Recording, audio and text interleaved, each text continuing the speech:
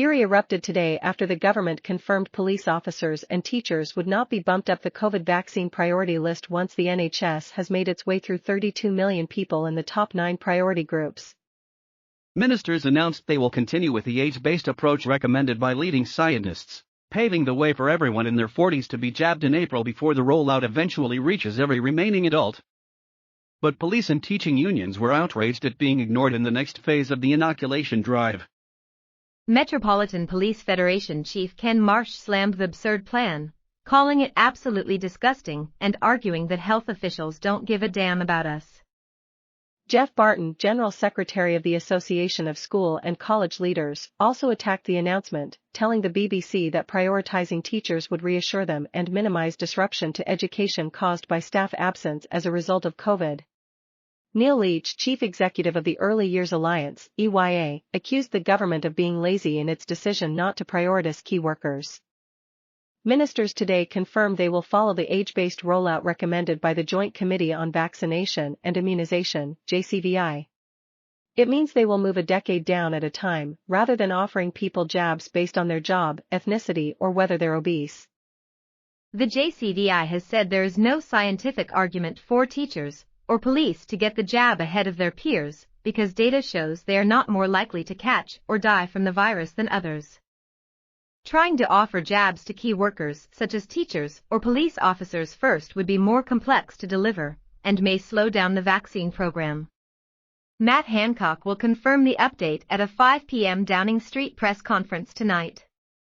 More than 18.7 million people in the UK have already had at least one dose of a COVID vaccine, and Boris Johnson said he aims to have reached everyone in the top 9 priority groups by April 15.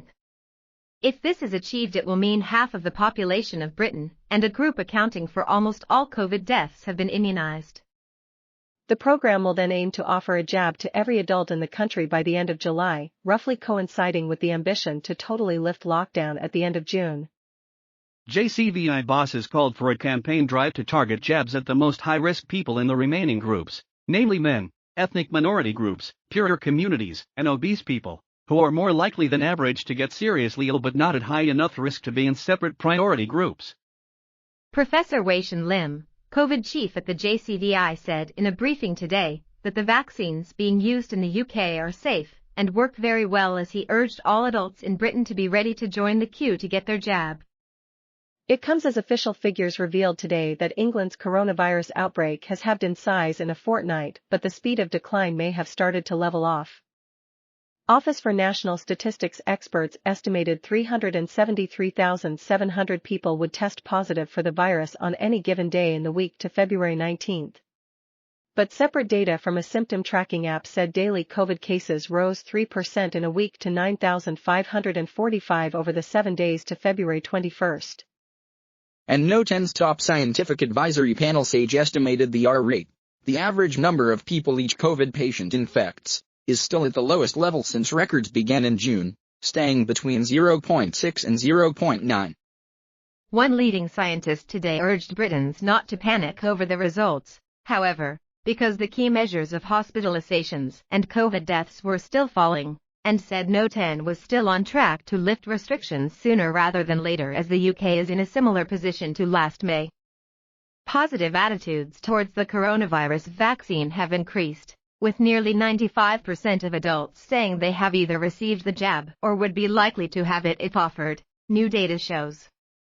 Office for National Statistics, ONS, figures, published on Friday, show 94% of adults surveyed between February 17 and 21 reported they had now either received the vaccine or would be very or fairly likely to have it if offered.